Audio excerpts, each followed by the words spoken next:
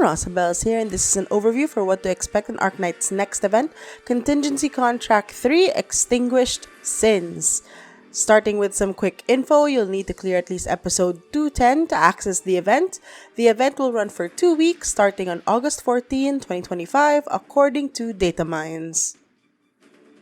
Just a heads up, I'll be showing the map and giving the mechanics, but I won't be spoiling the routes, enemies, etc. just in case you don't want any spoilers. There are videos from the CN server up already if you want to look them up, but I will be giving a general overview and suggest some helpful units to get you started. For newer players, the beloved Contingency Contract is a game mode where you can test the limits of your strategical prowess.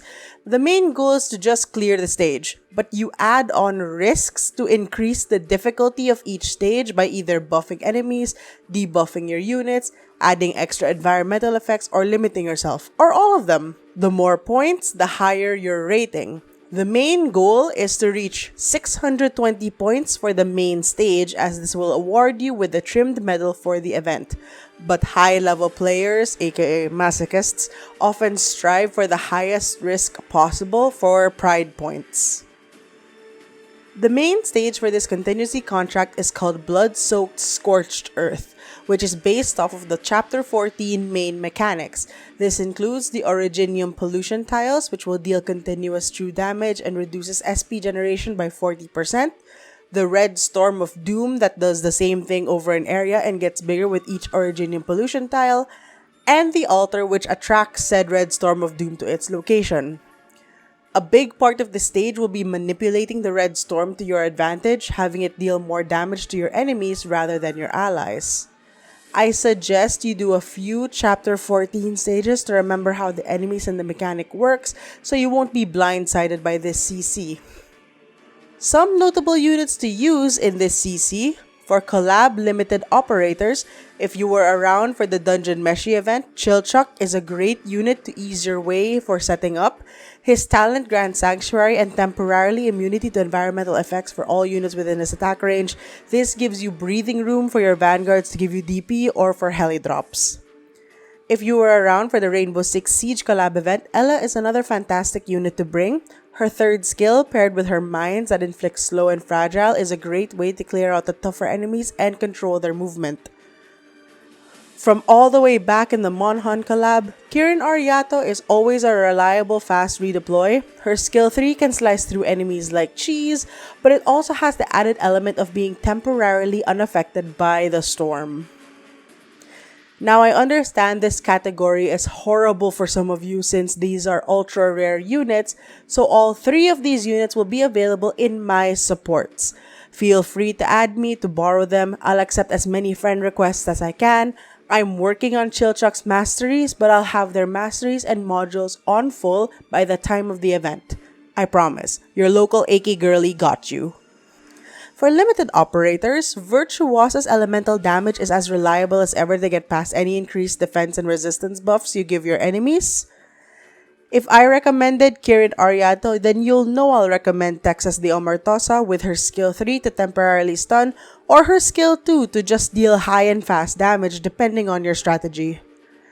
Mulesis has also proven to be exceptionally useful. Using her third skill with a ranged operator, she can help stall by binding enemies, and the DP is just a plus for her. She can also make Rhine operators cheaper.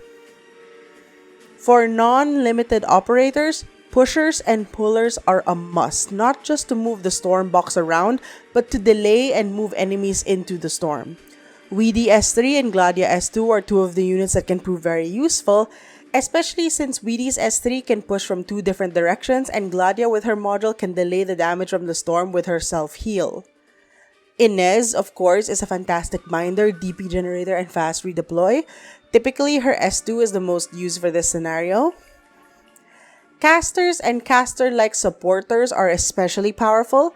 Nymph has to be a favorite in the CN server. Besides dealing elemental damage, inflicting fear on her enemies with her skill 2 can make them either retreat or walk in a circle on repeat, which is a reliable strat for keeping them in the storm. Logos is of course on the list, especially if he can support with elemental damage, and with a wide range of slow with his S3 along with the rest debuff, he's very helpful. KBB is lethal if you take the increased defense risks, especially since her talent shreds high defense enemies with her skill 2, which will prioritize the highest defense. Suzerain and Mostoma's slow skills, especially with Mostoma's X module, which will give for global slow, will give you more breathing room. And of course, Gnosis with his freeze and fragile effects, more delay, and also to help you inflict more damage. As you can tell, a lot of strategies relied on pairing slow, binding, or other stall effects on the enemies while dealing damage. The map is not that big, and the blue box is in the middle. So any breathing room you can make, go for it. But, like all things Arknights, there are hundreds of ways to do things, so I'm sure you guys can figure out other strategies to employ. At the end of the day, it's all about how you set up your risks and how you circumvent your way around them. Finally, besides the main stage, we'll have the rotating stages. As the name suggests, these stages will be made available every few days until the end of the event. They are not as difficult as the main stages with less risks available for each, and there's no high score requirement, but it will ask you to do certain risk combinations for special missions.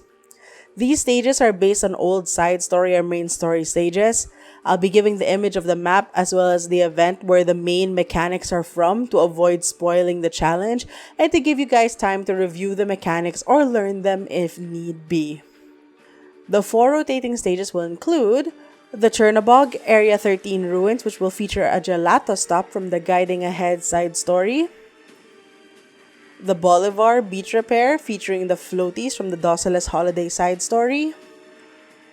The Kierag Cracking Glacier featuring the icy surface from the Break the Ice side story. And the Lithania Dusty Passage, which will feature the Chuba Resonator and the Energy Flux mechanic from the Lingering Echoes side story. Alongside this event, we'll be having the Joint Operations 18 banner. The CN banner featured Saylok, Inez, Calcit, and Jole, but as always, this is subject to change. Expect 1, 2, or possibly 3 units to be swapped out. If you want my opinion on this roster, top 2 units will have to be Calcit and Inez, followed by Jole, then Saylok. No OP for doing this event, but completing missions and challenges will award you with crystal contract bounties, which can be used in the Contingency contract shop. You can buy the CC banner and a new skin for quartz here, as well as items, resources, and even some potential chips if you haven't bought them yet. During this event, all resource stages will be open and available for you to farm in without rotation. You won't get currency from doing this, but I highly suggest you take this opportunity to farm for the chips you need in the future. Get the red certs for the chip catalysts and the skill summaries for masteries. Of course, you can spend your sanity any way you want during this event, and yes, you can also just spend the time farming materials, but this is my suggestion for future-proofing. And that's it for this update. I don't think I'll stream CC. It's one of those events where I like to take my time and trial and error. But if ever, I'll see if I can upload my 620 clear. I will be definitely pulling in the Joint Operations banner though, so just look forward to that. Anyway, I'll see you guys next time. Bye!